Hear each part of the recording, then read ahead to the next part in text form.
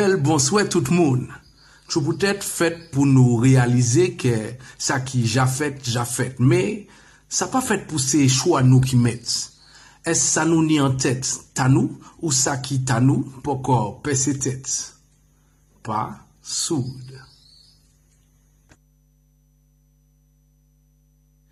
Bel bonsoir Mamaï, bel bonsoir, bienvenue à vous dans votre émission hebdomadaire, bienvenue à vous dans votre émission Tchou pour tête.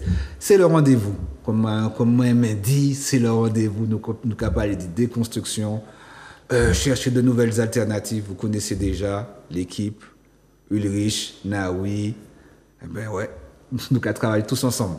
Saïdi à Ulrich, comment vas-tu? Ça va, tranquillement, ça va. Tranquillement? Oui, comme d'habitude. Petite journée? Oui. À l'approche du carnaval? Posé, oui. On se pose avant l'explosion. Le calme avant la tempête? C'est ça, exactement. Aïe. Donc, comme je le disais, l'émission Tchou pour tête, on a commencé le volet en parlant d'éducation. On a commencé avec les limites de l'éducation, les manquements. L'éducation. Ensuite, on a parlé de l'éducation afro-caribéenne. Ensuite, l'école alternative. Et cette fois-ci, ce soir, nous allons parler de l'alternative associative. Et pour cela, nous avons une invitée. Bonsoir, mon invité. Bonsoir. Si tu peux te présenter, s'il te plaît. Avec plaisir. Donc, permettez-moi d'honorer mes pères et mes mères avant de commencer. Donc, je suis Ashanti Michel Hélène. Je suis la fille de Max Hélène et de Yolène Poula. Oh, et j'honore mes ancêtres de ma lignée maternelle et de ma lignée paternelle. Belle entrée par rapport à ça, d'accord? Merci. Donc, si tu peux te présenter, Ashanti, donc tu as présenté ta lignée, très importante également. C'est pour mettre également un peu dans le cadre de la spiritualité. Exactement. Aussi. Et donc, on va parler aujourd'hui de l'alternative associative. Okay. Donc, avant de présenter la thématique, qui es-tu, Ashanti? Ok, donc, mon c'est mon Maïpia, je suis une Martiniquaise, assez ancrée dans mes racines africaines. Voilà, j'ai vécu toute ma vie en Martinique, j'ai fait mes études en France, j'ai fait des études littéraires, des études de langue. Je me suis spécialisée dans l'insertion et mon projet, c'était l'insertion par la culture. Et puis, j'ai beaucoup travaillé avec les jeunes, avec différents publics en mission locale, différents dispositifs dans l'insertion. À l'époque, on était les premiers, les précurseurs dans les années fin 90. Et puis, voilà, j'ai fait de la formation. Je suis toujours formatrice pour adultes. J'ai enseigné aussi. J'ai une expérience dans l'enseignement à Djibouti. Et puis, depuis quelques années, depuis qu'on a créé cette association. Que tu vas te présenter dans un petit instant. Que je vais présenter dans un petit instant. L'idée, c'est de transmettre aux enfants. Parce qu'en fait, j'étais un peu vouée à être enseignante en faisant des études de langue. Et j'ai jamais vraiment voulu enseigner à l'éducation nationale, justement, par rapport aux différentes thématiques que vous avez pu développer, notamment aux limites. Et donc, on a pris cette initiative associative pour pouvoir transmettre notre vision aux enfants. Toujours dans l'accompagnement, alors? Toujours dans l'accompagnement. Beaucoup d'accompagnement. Au départ, beaucoup d'accompagnement, mais toujours avec cet aspect culturel et connaître sa culture. Son patrimoine. Très important. Absolument. Donc, Ulrich, on va parler aujourd'hui, comme je disais, de l'alternative associative. Pourquoi on va parler de ça ce soir? Ok, parce que donc on a déjà parlé justement de l'éducation nationale et on pense en tout cas qu'il peut y avoir plusieurs alternatives pour ceux qui sont pas en accord avec justement les valeurs qui sont prônées ou la façon de faire ou le mode opératoire ou l'organisation de l'éducation nationale. Donc on a présenté par exemple l'alternative par rapport à l'école privée. Où on peut inscrire justement ses enfants dans une autre institution en fait qu'une école publique. On peut aller vers l'école privée. Il y a aussi du coup l'instruction en famille ou l'école à la maison. Donc on en a parlé justement des conditions qui sont de plus en plus drastiques pour pouvoir le pratiquer. Et enfin, il y a aussi un autre avis, en tout cas une autre alternative, c'est de laisser les enfants dans l'éducation nationale, mais par contre faire un travail de prévention, de sensibilisation et d'échange en fait avec l'enfant. C'est-à-dire qu'il peut y avoir des choses qui vont nous gêner dans les enseignements qui sont donnés, ou le fait qu'il n'y a pas assez de matiniche, il n'y a pas assez de notre culture, etc.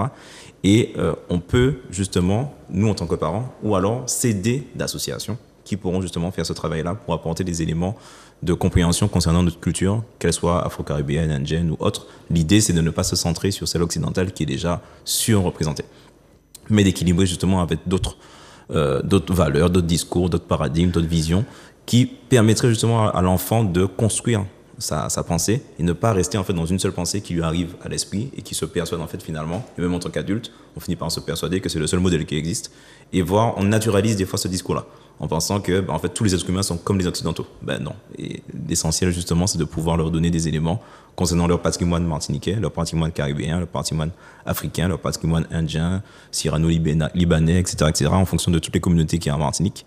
Et je tenais aussi à saluer un dispositif qui s'appelle Classe Flexible, qui a été inauguré avant-hier au lycée Schellcher. Donc là, en fait, c'est dans une classe au lycée où, en fait, l'aménagement de la salle est différent. C'est pas, en fait, des tables avec des chaises et le pupitre avec l'enseignant qui est devant le tableau, mais en fait, un coin où ils peuvent s'allonger, un coin où ils peuvent se mettre sur des poufs, un coin où ils peuvent travailler sur une table, etc., avec des ordinateurs, sans ordinateur, et le prof, ou les profs d'ailleurs, peuvent aller travailler avec les enfants par groupe. Et en fait, ils ont fait le reportage montrant, puisqu'ils ont fait une expérimentation au lycée Schellcher, montrant en fait toutes les vertus de ce modèle qui correspond à ce qu'on a déjà présenté, par exemple, avec la méthode Montessori qu'on a vue la semaine dernière. Donc ça, effectivement, ça fait partie des innovations et, comme je l'avais dit, de la liberté pédagogique des enseignants. Donc, ils ont cette possibilité justement d'aménager, et ça permet en fait à tout le monde, parce que les lycéens justement ont témoigné du fait que l'ambiance de travail est différente, et l'enseignant aussi, il a beaucoup moins en fait de discipline à faire, il a beaucoup moins de travail d'étayage à faire, et beaucoup plus dans l'accompagnement. Donc, je voulais saluer justement la mise en place de ce dispositif-là, et du coup revenir sur le fait que l'associatif peut être une solution pour pouvoir accompagner les enfants et aussi les adultes, parce que justement on ne sait pas tout sur ces cultures-là, et c'est bien en fait d'apprendre en même temps que les enfants pour pouvoir leur transmettre en fait des éléments culturels. Donc dans une complémentarité alors. Oui, exactement. Donc voilà, donc vous avez vu un peu le ton de comment l'émission va se passer ce soir, et pour cela on va parler, c'est la présidente de l'association Axiom. C'est ça. Si tu peux présenter l'association, s'il te plaît. Ok, donc Axiom, c'est une association loi 1901 qui existe depuis 2019 et qui a commencé ses activités en 2021. Donc Axiom est une association culturelle de développement. Ça veut dire quoi, Axiom ? Alors Axiom, ça veut dire qui sonne comme une évidence. C'est quelque chose dont on ne peut pas douter. D'accord. Et le choix justement d'un axiome, c'est que notre culture doit pouvoir sonner comme une évidence pour nous, à force de la connaître. Voilà. Et l'association, donc loi association avec les jeunes, l'accompagnement, comment ça se passe ? Alors, les activités ont commencé avec justement l'accompagnement des enfants en instruction en famille, les enfants qui font l'école à la maison avec leurs parents. L'objectif était de permettre aux enfants de se retrouver en groupe, parce que forcément, l'école à la maison, on travaille surtout avec les parents, et de permettre aussi aux parents d'avoir du temps pour eux. Parce que être parent enseignant, c'est quand même, ça demande. Et donc, en 2021, on a accueilli... En plein Covid, alors ? Après le Covid. Après le Covid, oui. Oui, juste après le Covid. En 2021, justement, beaucoup d'enfants qui étaient là, c'était un peu le souci de après Covid, l'adaptation à l'école. Enfin, il y avait des petites choses qui fonctionnaient pas trop bien. Donc, on a accueilli à peu près 5 enfants régulièrement, 2 fois par semaine. Et puis, il y a d'autres enfants qui ont gravité. Il y avait des entrées-sorties. Donc, c'était surtout, au départ, l'accompagnement des enfants en instruction en famille. D'accord. Du coup, comment vous avez... évoluer maintenant, vers quoi vous... Alors là, on évolue donc en 2022, Il n'y a pas eu d'accompagnement pour les enfants en instruction en famille, mais le travail, c'est de transmettre aux enfants. Donc, on a continué avec des ateliers. Et en 2022, on a organisé un atelier qui était sur les différentes intelligences des enfants et une initiation au Kwanzaa qui s'est déroulée en décembre 2022. On rappelle les dates du Kwanzaa, c'est en fin d'année. C'est en fin d'année, c'est la période de Noël, c'est à peu près du 27 au 1er janvier, du 27 décembre au 1er janvier, où on travaille sur les valeurs, justement. Et il y a un partage à la fin. Et c'est une fête afro-descendante qui a été créée par des Afro-Américains. Voilà, donc en 2024, on continue de travailler avec les enfants et on ouvre nos activités à un plus large public, mais notre objectif est toujours de valoriser notre patrimoine, valoriser notre culture, valoriser notre savoir-faire, en sachant que l'association Axiom se trouve dans un quartier de Fort-de-France qui s'appelle Crozonville. Donc l'idée, c'est de valoriser notre quartier, valoriser notre ville, notre île, notre afro-caribéenneté, le fait qu'on soit afro-descendant, voilà, de valoriser ce qu'on a et d'être fier de notre identité. C'est intéressant. Non, mais au moins, ça démontre qu'il y a non seulement ce travail de valorisation, et puis cette recherche aussi par rapport à nos origines, et puis savoir qu'à travers notre histoire, il y a beaucoup de choses à dire, mais beaucoup de belles choses également à dire. C'est ça, effectivement, il y a beaucoup de belles choses. Et puis, comme disait Ulrich, à l'école, on apprend un programme d'éducation nationale. On n'a pas forcément, à moins qu'on ait un enseignant génial et qui décide de transmettre des choses de la culture. Bon, on apprend des choses qui viennent d'ailleurs, à moins qu'on ait des parents qui soient ancrés dans leur culture et qui transmettent aux enfants. Les enfants, ils savent pas beaucoup de choses de leur culture martiniquaise. Leur culture et nos spécificités aussi. Exactement. Et plus largement de leur culture afro-descendante. D'accord. Et du coup, est-ce que tu peux nous présenter en fait le contenu des ateliers en fait qu'il y a à Akoma? Absolument. Alors, les ateliers pour les enfants s'appellent Akoma. Et Akoma, c'est un adinkra. Adinkra, c'est un symbole africain. Ce sont des symboles africains. Il y en a un certain nombre, il y en a beaucoup. Et l'Akoma, il est en forme de cœur. Et donc, le choix de l'Akoma, c'est justement parce que c'est symbole de persévérance. Et c'est aussi... c'est celle qui voit avec le cœur. C'est ceux qui voient avec le cœur. Et c'est aussi en lien avec un ouvrage que je peux vous montrer et qui s'appelle Maîtresse couleur Akoma. Voilà, parfait. Okay. Voilà. On voit bien. On voit bien. Maîtresse couleur Akouda. Voilà. Donc c'est écrit par... C'est écrit par Jalissa Sekmet. Ok. Et Félix Fakoua. Voilà, donc moi j'ai trouvé ce choix vraiment adéquat parce que Akoma est une maîtresse justement qui transmet aux enfants toutes ces valeurs sur l'Égypte antique, mais à travers le jeu. Donc dans le livre, il s'agit d'une planète qui s'appelle la planète Color. Et Seth, qui est le méchant, vole les chakras de la planète Color alors qu'il doit y avoir une grande fête qui s'appelle la fête des couleurs.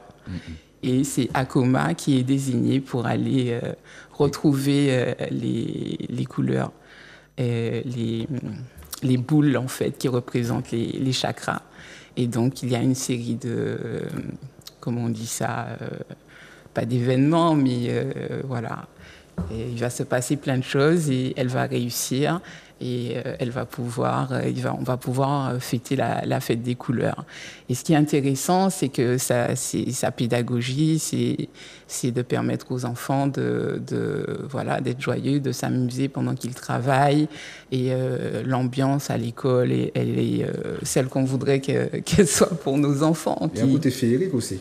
Voilà, il y a un côté féerique, ils cuisinent ensemble, ils s'amusent, il y a beaucoup de magie, ils rencontrent les différentes divinités et c'est vraiment intéressant. Et c'est l'esprit, en fait, de l'atelier Akoma pour les enfants. Parce qu'il y a aussi ce côté image, c'est-à-dire ce côté image à travers cette perception-là de cette génération qui voit des gens comme eux représentés, illustrés, et puis ça permet également de démontrer que à travers différents peuples, il y a une représentation qui leur ressemble.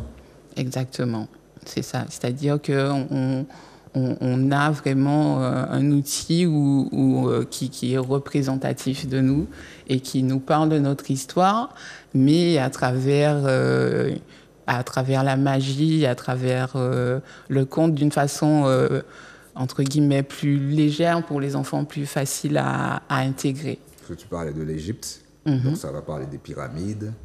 Ça va parler de certaines choses aussi. Oui, alors dans le cas des cours, alors déjà le symbole d'Axiom, c'est 3 pyramides.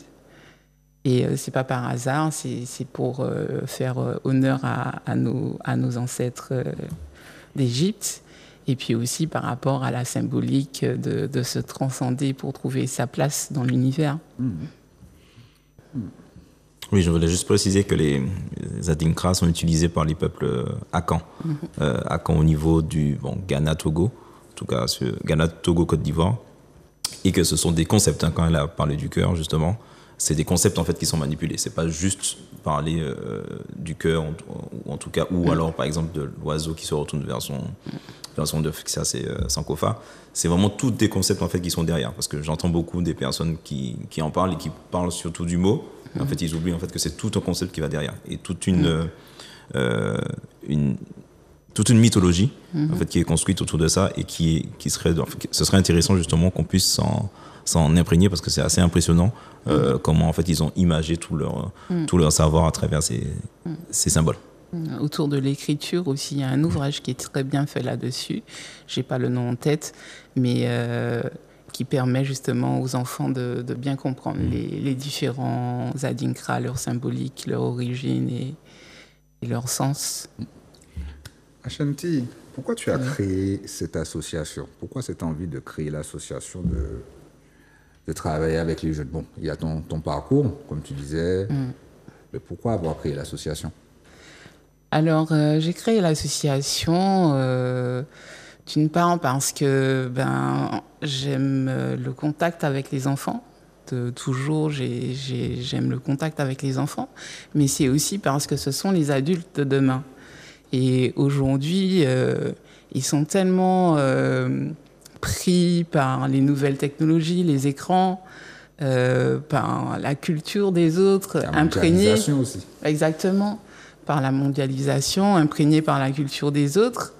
Et moi, je pense que c'est important qu'ils s'enracinent pour pouvoir justement être les adultes de demain bien alignés, qu'ils se connaissent, qu'ils construisent leur identité sur leur culture, sur des savoirs qui sont leur fond doc.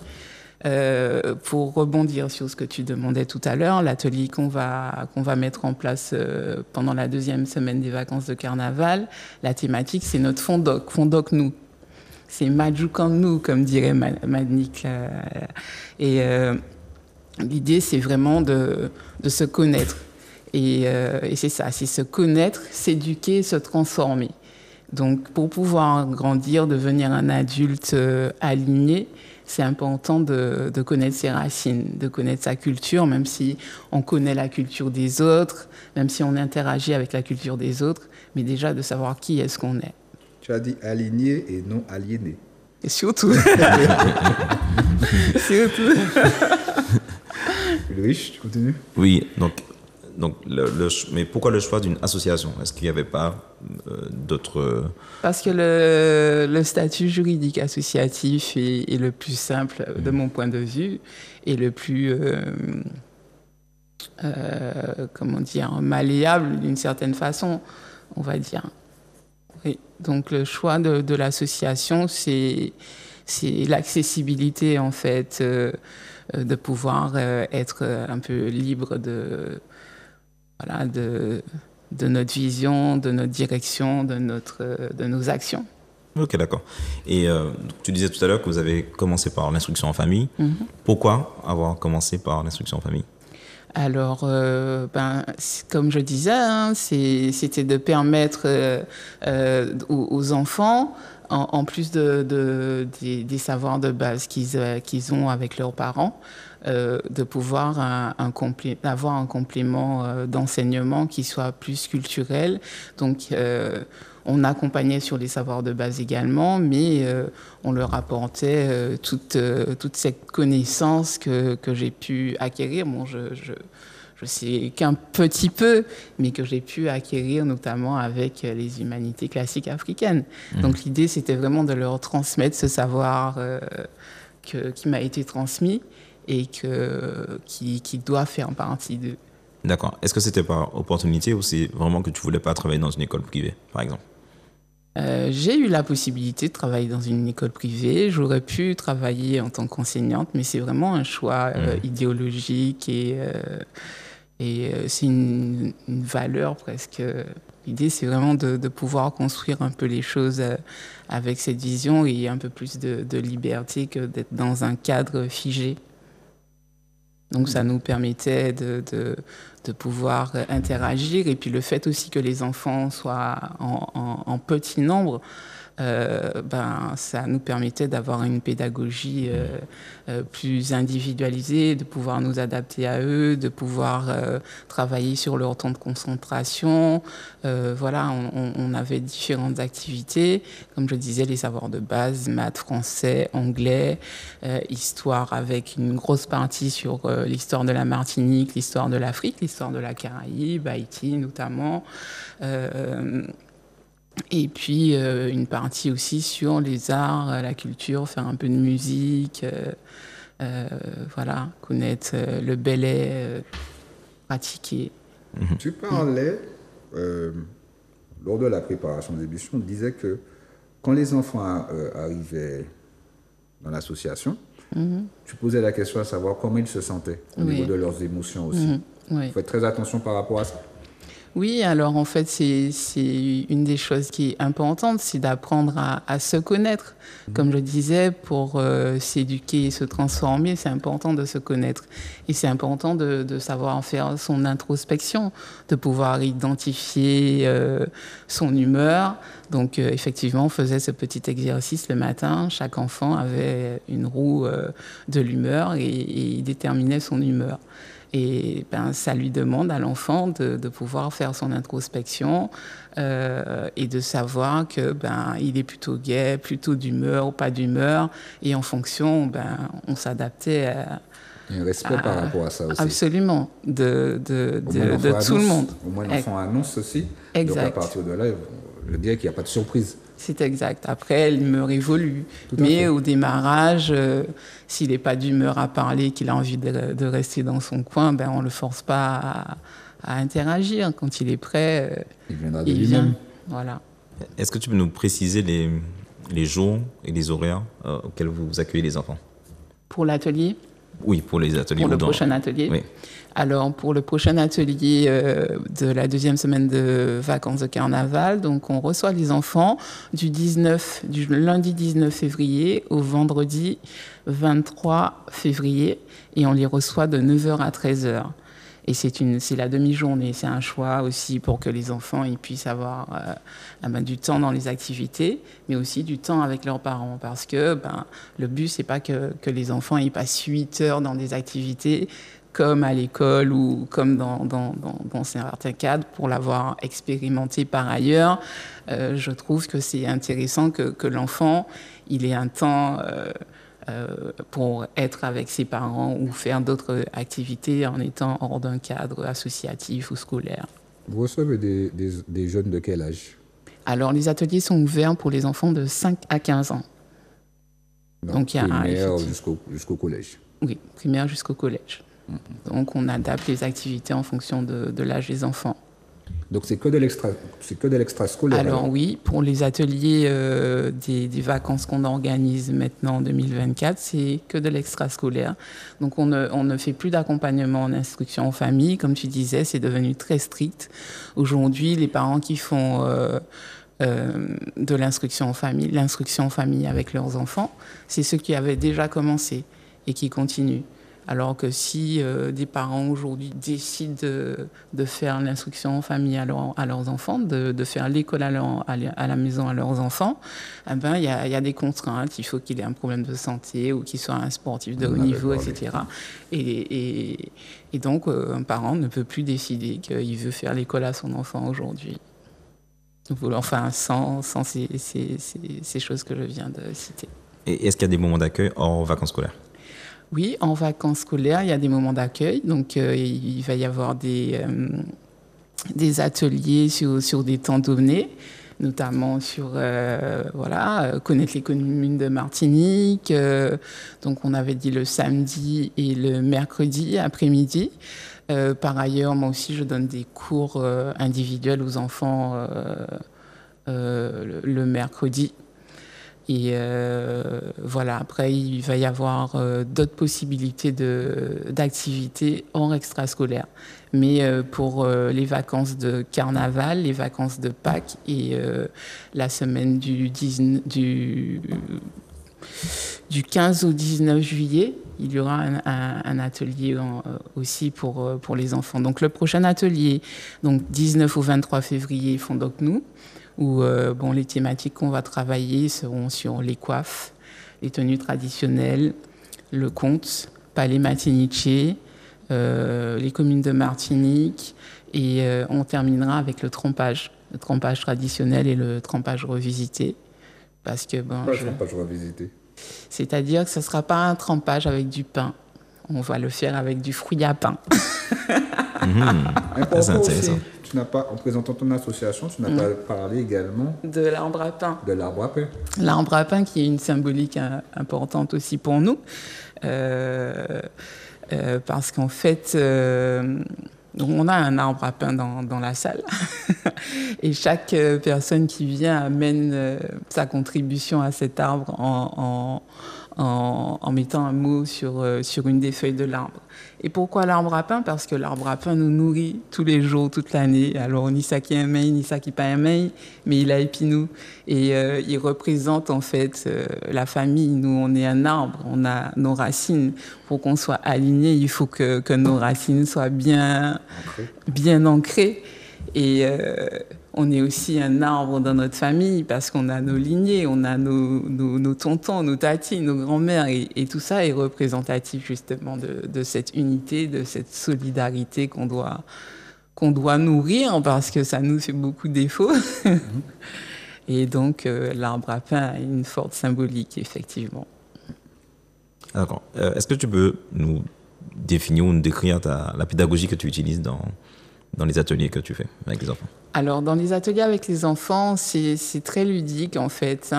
L'idée, c'est vraiment de leur permettre de s'amuser en apprenant. Donc, par exemple, on a toujours une chanson de ralliement qu'on chante. Pour l'IEF, on chantait Nkosi Keleli Africa, que nous a transmis notre très cher NKO, Nyusire Kalala Omotunde. Et cette année, dans le cadre de l'atelier des vacances de carnaval, ce sera une comptine martiniquaise. Alors, je ne vais pas la dévoiler. Les enfants vont la chanter à leurs parents avec du tibois. Voilà. Et donc c'est ça, et que ce soit très interactif aussi. C'est une pédagogie très participative, en fait. L'idée, c'est que tout le monde participe. Et il y a une différence d'âge entre les enfants de 5 à 15 ans. Donc, ce qui est intéressant, c'est que les petits s'occupent des grands, que les grands s'occupent des petits, qu'on adapte les activités des petits et les activités des grands. On a effectivement dans la salle différents espaces Il y a un espace où ils peuvent lire, où ils peuvent se poser sur des coussins. Il y a un espace où ils ont des tables. Il y a un espace où ils peuvent jouer. Il y a plein de casse-têtes. Il y a un espace où ils peuvent dessiner. Voilà. Et quand on mange ensemble, on partage. Enfin, on est vraiment dans cette idée de famille. Voilà, de lionnage, de transmission. Beaucoup de solidarité de par tout ça aussi. C'est ça. Et c'est vraiment une grande richesse parce que on apprend aux enfants, mais les enfants nous apprennent énormément. Je prends le cas d'une petite qui était à l'atelier sur atelier Akuma qu'on a fait en 2022. Elle a 6 ans, enfin elle avait 6 ans à l'époque, et elle nous racontait les histoires que son arrière-grand-mère lui racontait. Et elle nous racontait ça, ça me donne des frissons, on aurait dit qu'elle y était. Et c'est vraiment riche d'échanges, d'apprentissage, et puis on s'amuse. Moi aussi, je m'amuse. Donc vous enseignez aux enfants et vous apprenez également des enfants. Exactement, c'est vraiment un échange. Il y en a l'autre. Il y en a l'autre, on partage. Par rapport à tes expériences, est-ce que tu peux nous parler de ton expérience aussi à Djibouti, qui me semble qui a influencé en tout cas ta pédagogie aujourd'hui? C'est ça, c'est-à-dire que j'ai eu l'occasion de... Alors j'ai habité à Djibouti pendant 3 ans et j'ai enseigné à Djibouti dans une école privée Françoise Dolto. Et le système en fait scolaire dans lequel on fonctionnait, les enfants n'avaient cours que le matin. Ils terminaient l'école à 13h et on avait le temps de faire tout le programme. Et ils avaient les vacances scolaires aussi. Donc moi, je me dis qu'il n'y a pas de raison qu'on ne puisse pas faire la même chose. Bon, c'est sûr qu'aujourd'hui, compte tenu des réalités des parents, s'ils ont une école qui se termine à 13h, ça leur demande de trouver une activité pour les enfants l'après-midi, mais au moins ils peuvent faire du sport ou des activités culturelles ou je ne sais pas. Mais en tout cas, l'idée, c'est de faire en sorte que les enfants ne soient pas 8 heures dans une activité et qu'ils passent du temps avec leurs parents l'après-midi. Et c'est important. Moi, j'ai 2 enfants. Mes enfants, ils sont allés à l'école française éducation nationale et moi, je travaillais à l'époque 8 heures par jour. Ils étaient à l'école 8 heures par jour. Ce serait à refaire. J'avoue que j'aurais préféré qu'ils fassent que des demi-journées et passer du temps avec eux l'après-midi. Me donner la possibilité de le faire parce que je pense qu'une fois que ce temps-là est passé, le temps de la scolarité des enfants, une fois qu'après qu'ils sont partis, c'est différent. Donc c'est vraiment important aussi, autant pour l'enfant que pour le parent, de pouvoir trouver du temps pour partager avec son enfant. Parce que quand on rentre le soir, à 17h, on est fatigué, on a des choses à faire quand on est parent. Quand on prend le cas des lycéens qui prennent les bus scolaires depuis 4-5 heures du matin, qui rentrent chez eux à 22h, voilà, c'est pas épanouissant, ni équilibrant. Alors voilà, on apporte notre contribution comme ça en faisant les activités sur des demi-journées. Juste... Ils partent à 4h, vous pouvez se rentrer vers les 18h, 19h, pas trop vers les 22h. Ouais, c'est vrai, mais j'ai travaillé au lycée de la Jetée, justement, je faisais de l'accompagnement pour les enfants qui avaient des décrocheurs. Et en échangeant avec eux, beaucoup disaient que le fait de partir autour de chez eux, de rentrer tard, bon, peut-être pas 22h, mais il y en a, ils arrivent tard.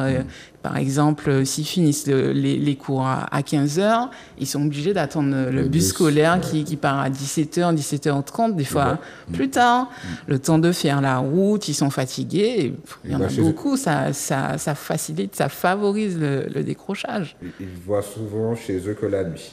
C'est ça. Certaines périodes de l'année aussi. C'est ça. Donc il y a les bus scolaires, mais après il y a aussi les embouteillages. Ça aussi, les parents qui habitent dans le sud, ils partent très tôt avec leurs enfants. Et voilà, ils font beaucoup de temps sur la route. C'est le quotidien de beaucoup de Martiniquais. C'est ça. Et si ça peut s'améliorer, tout le monde sera heureux. Oui, c'est vrai que je pense qu'on minimise beaucoup la fatigue que les enfants peuvent accumuler. Quand j'ai travaillé justement en centre de loisirs, il y avait des enfants qui faisaient la garderie. Donc, ils arrivaient dès 7h, 7h30 à l'école. Ensuite, après la classe, il y avait aussi des dispositifs de garderie toujours, donc jusqu'à 18h. Donc ensuite, c'est rentrer, manger, etc. Le mercredi, centre de loisirs. Centre de loisirs, dès 7h30, ils étaient là. Fin du centre de loisirs à 18h. Des fois, ça pouvait arriver d'avoir des parents qui venaient à 18h. Vacances scolaires, inscription au centre de loisirs.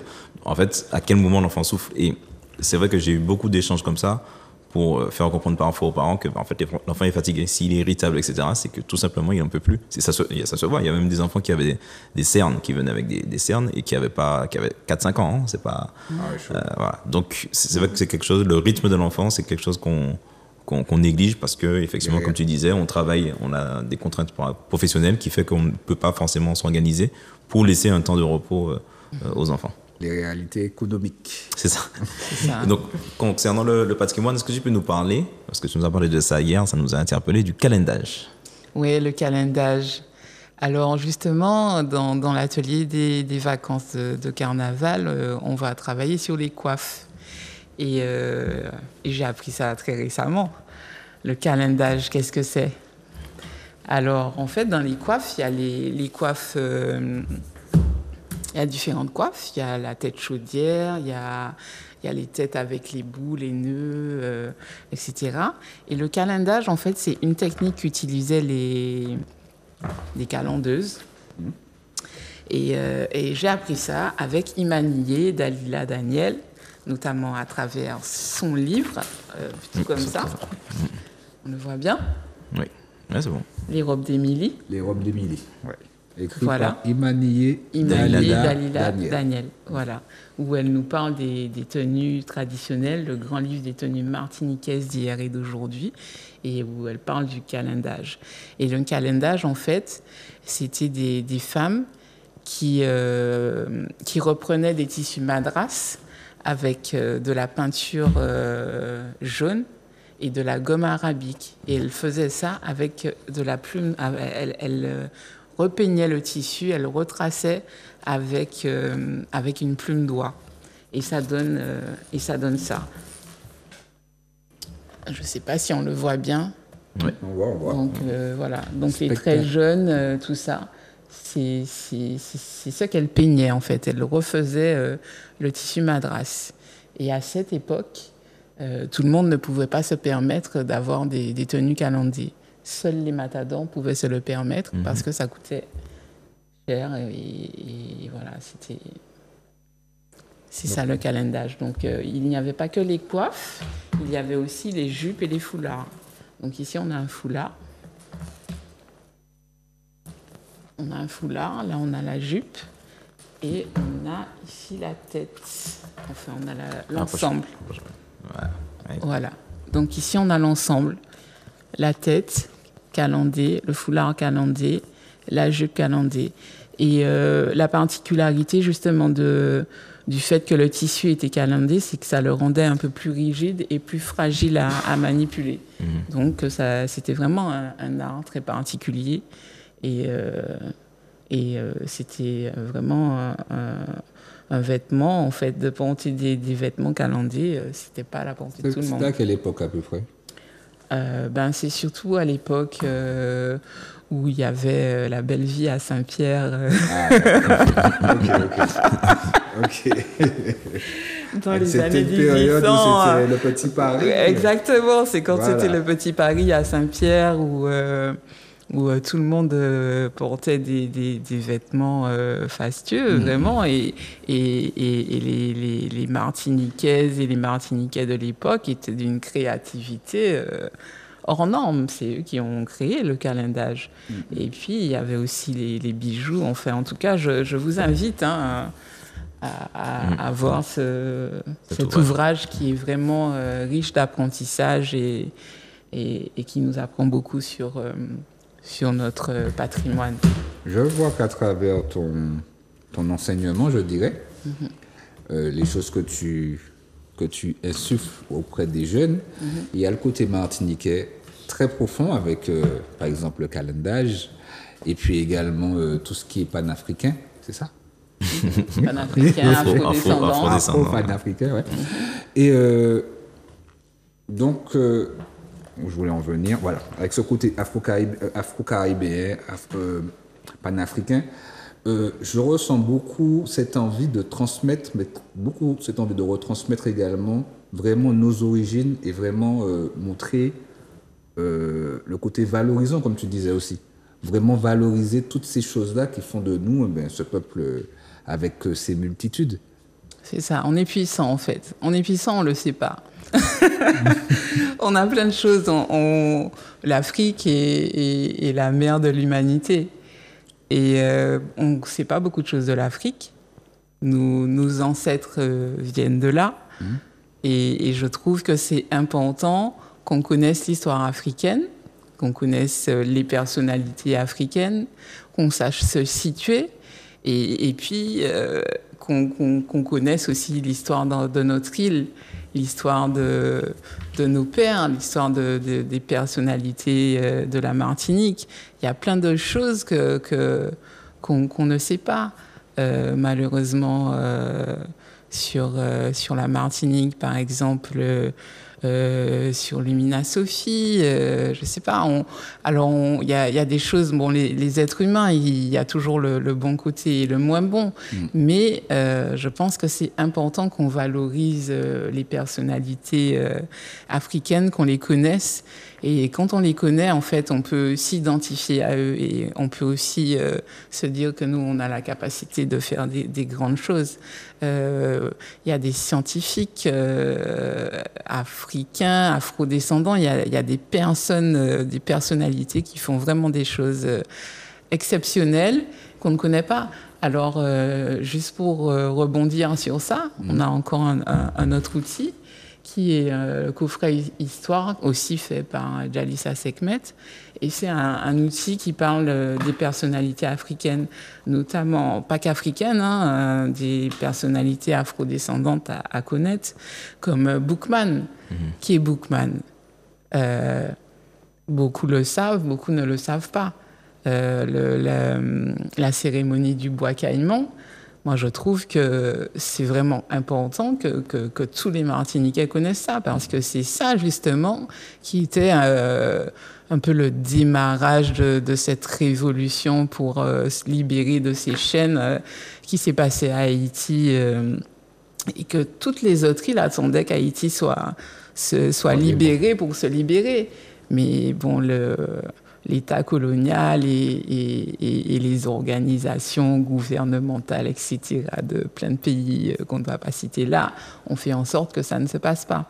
Donc, ce petit outil-là est super intéressant pour connaître, pour s'amuser avec les enfants et identifier des personnalités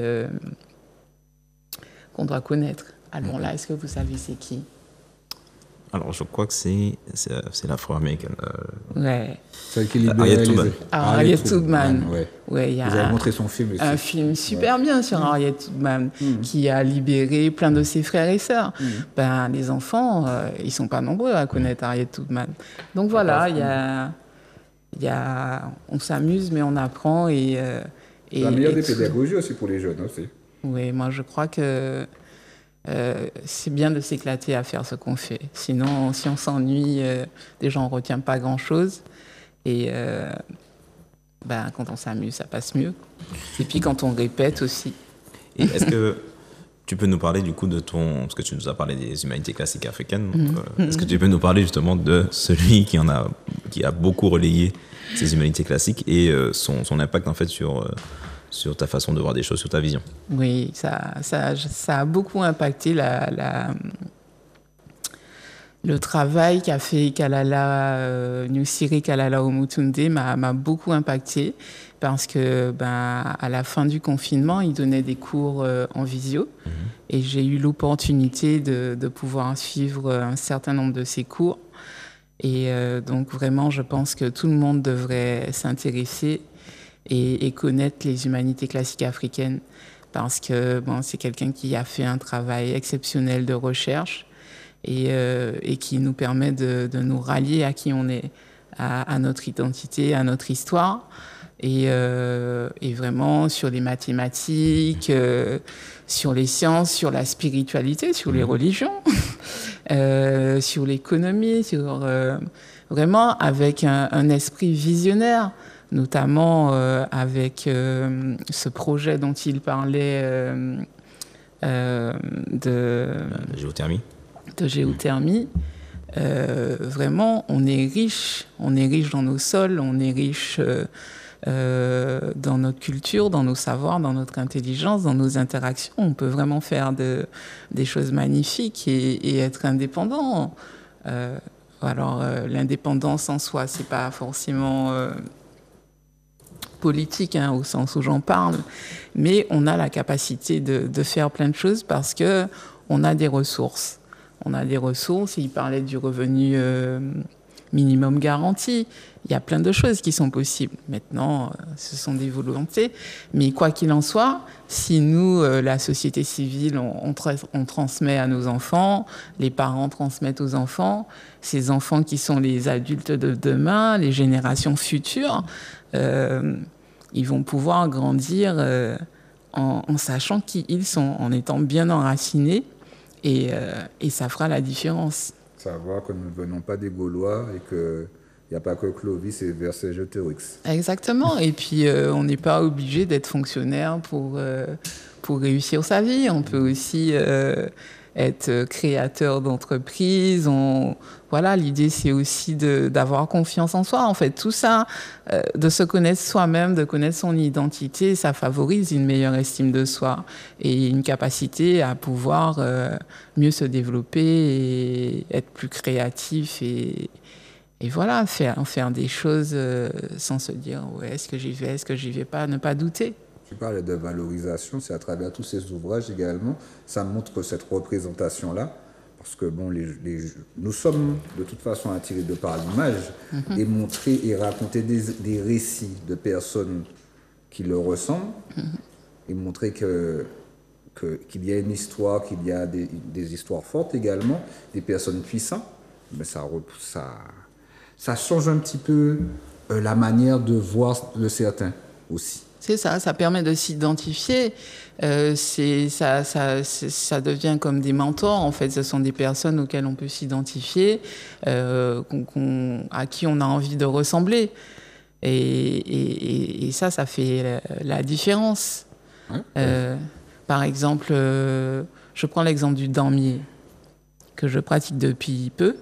Le damier, c'est vraiment Fondok PIA, mais c'est pas quelque chose qu'on pratique beaucoup, qu'on valorise suffisamment, mais ça se passait depuis longtemps. Quand les gens qui étaient mis en esclavage, nos ancêtres mis en esclavage, ils allaient faire ça dans leurs espaces, à l'abri des regards des maîtres. Enfin, c'est vraiment rituelique et ça a traversé le temps jusqu'à aujourd'hui. Et ça a aussi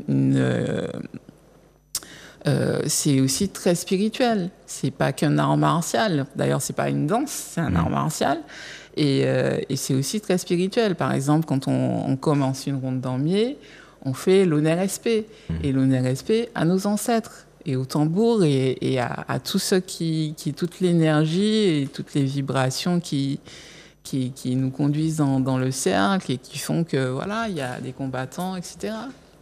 D'ailleurs, par rapport à ça, pour ceux qui s'intéressent en tout cas à cette dimension des arts martiaux et au damier, je les invite à se renseigner déjà sur la lutte sénégalaise. Elle est assez connue parce qu'il y a beaucoup de choses qui sont similaires, mais aussi, bon, c'est plus connu parce que malheureusement, on n'entend pas beaucoup parler du Togo. Pourtant, on a beaucoup de similitudes avec ces peuples-là, en tout cas de liens.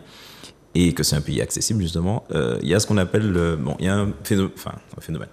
Une cérémonie qui s'appelle Evala. Evala, bon, aujourd'hui, c'est un tournoi de combattants, mais en vrai, c'est l'initiation, en fait, des hommes, des Kabyés. C'est le peuple qui habite au nord du Togo.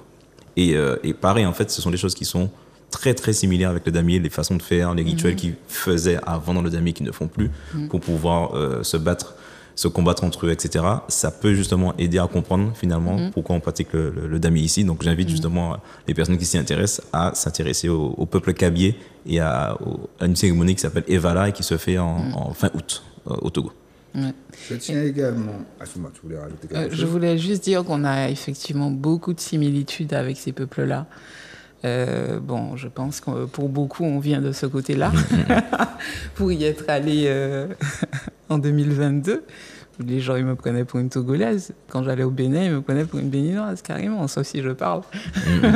Donc, on a vraiment beaucoup de similitudes. Et culturellement aussi, notre environnement est similaire pour beaucoup, à part la terre, qui est plus rouge là-bas qu'ici, elle est plus volcanique. Mais culturellement, on a beaucoup de similitudes. Je tiens à féliciter également toutes les initiatives qui effectuent des voyages vers l'Afrique aussi. Par exemple, je crois qu'il y a la Kosankofa. Le Kosankofa qui organise un voyage vers la Côte d'Ivoire en avril. L'année dernière, il y avait Milavi, l'association Milavi. Ils ont également fait un voyage, je ne sais plus où en Afrique, mais ils ont effectué un voyage. Il y a des initiatives qui commencent à s'effectuer et c'est bien pour ce rapprochement. Parce que comme tu disais, il y a beaucoup de similitudes, mais quand on ne le sait pas... Et justement, à Chantier, on a parlé, je pense que c'était important de remettre et de repréciser qui était Omotunde parce que j'ai l'impression que la flamme s'éteint petit à petit et qu'il faut quand même repréciser que c'est quelqu'un qui a écrit plus d'une dizaine de livres qui sont à la fois à destination des adultes pour comprendre notamment les cosmogonies, donc les personnes qui s'intéressent à la spiritualité. Lire les 4 tomes Cosmogenèse Kamit de Motunde, c'est très intéressant pour comprendre les similitudes qu'il y a justement entre les différentes spiritualités qui viennent du continent africain. Et la façon dont elles sont construites et comment en fait la mythologie permet de comprendre des phénomènes en fait qui ne sont pas seulement liés à la spiritualité, mais qui vont expliquer de l'astronomie, qui vont aller dans les sciences, qui vont aller... Toutes ces choses-là. Et dans l'économie aussi. Hein. Dans l'économie, dans tous les domaines, parce qu'ils avaient une vision qui était holistique.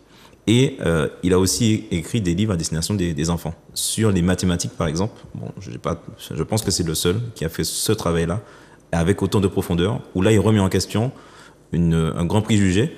Par exemple, faites le test, demandez à vos enfants, pour eux, d'où viennent les mathématiques. Je suis persuadé qu'ils vont vous dire qu'elles viennent des Arabes. Parce que c'est vraiment le discours qui est véhiculé, soit des Arabes, soit des Grecs. C'est le discours qui est véhiculé à l'école, ce qui fait qu'on pense que ce sont les Grecs qui l'ont inventé et que c'est les Arabes qui l'ont repris et qui l'ont développé. Sauf que lui, il fait le travail et il parle justement notamment de l'os de Blombos, qui montre en fait qu'il avait déjà noté les nombres premiers. Donc des choses, par exemple, qu'on apprend à partir de la 4e chez les enfants. En fait, des peuples qui vivaient à moins 50 000 avant Jésus-Christ. Bon, ça, c'est leur classification. Bon, en tout cas, à moins 50 000 par rapport à la date d'aujourd'hui.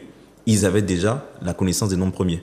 Le chiffre 1, où il explique en fait que le fait qu'il soit écrit comme cela, c'est référence au peuple qui pêchait et que c'est une référence au harpon. Enfin, il a vraiment documenté assez largement cela et il utilise justement les symboles de l'Égypte antique pour pouvoir apprendre la numération et surtout apprendre à faire la multiplication avec les dessins. Donc c'est une méthode qui permet de ne plus être seulement dans une abstraction à travers les chiffres, mais de faire des multiplications avec des traits et des courbes en fait qu'il faut faire pour pouvoir retrouver le nombre. Et les croisements font qu'on trouve finalement le nombre final. Et en fait, c'est très intuitif et c'est intéressant pour les enfants qui ont plutôt une intelligence kinesthésique et visuelle, plutôt que de rester dans l'abstraction avec la multiplication parce qu'on ne comprend pas forcément son sens. Je rappelle qu'il était caribéen. Oui, je rappelle aussi. Il était guadeloupéen. Ouais, il venait justement souvent en Martinique. Il a fait quelques symposiums sur les mathématiques africaines, mais il venait en Martinique pour donner aussi des cours de Medunetcher, donc c'est les hiéroglyphes. Et donc il venait régulièrement, donc il faisait souvent le lien. Et c'est très intéressant de s'intéresser de voir en tout cas les différentes vidéos qui sont toujours disponibles sur les chaînes YouTube qui sont liées à son compte.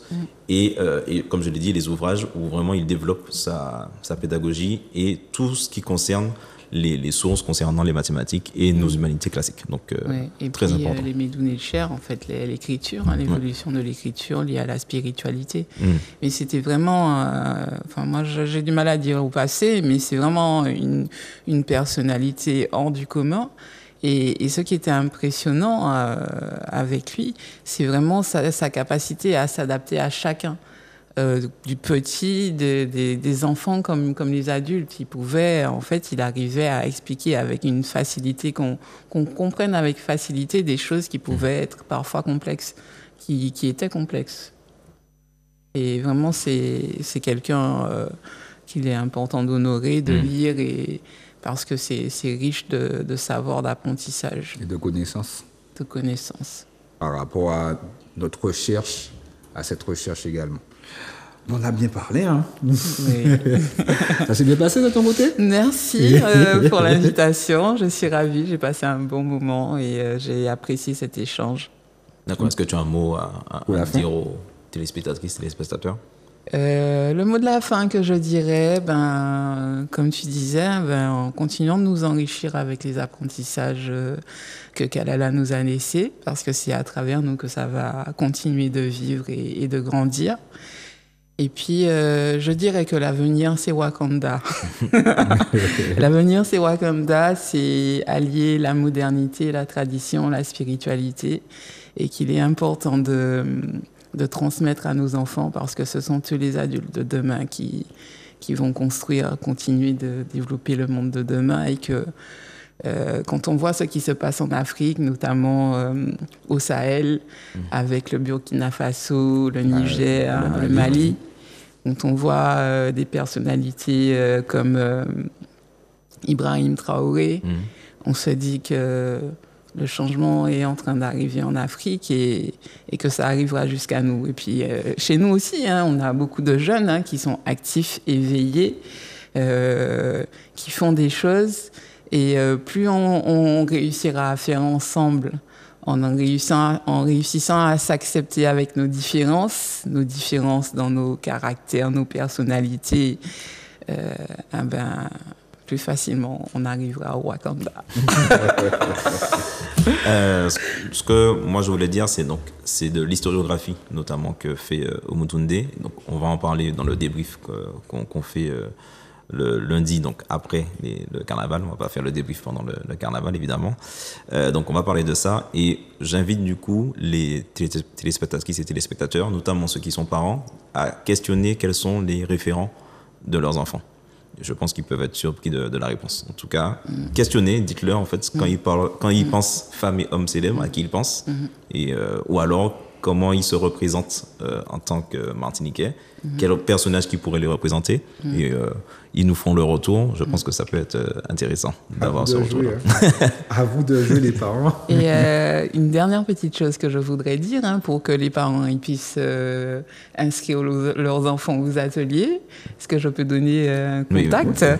Alors, ils peuvent appeler au 06 96 76 54 60 pour inscrire leurs enfants aux ateliers. D'accord. Et donc, du coup, il y a les pages Facebook et Instagram de Axiom. Ouais. Là aussi. C'est Axiom 972 sur les réseaux Facebook, Instagram et TikTok. Voilà, donc AXOME. Voilà. Et je rappelle le débrief F-Média 234. Sur ce, nous te remercions encore. Merci à vous. Gratitude. Le rendez-vous est pris pour la prochaine. Bonne soirée à vous. Au revoir.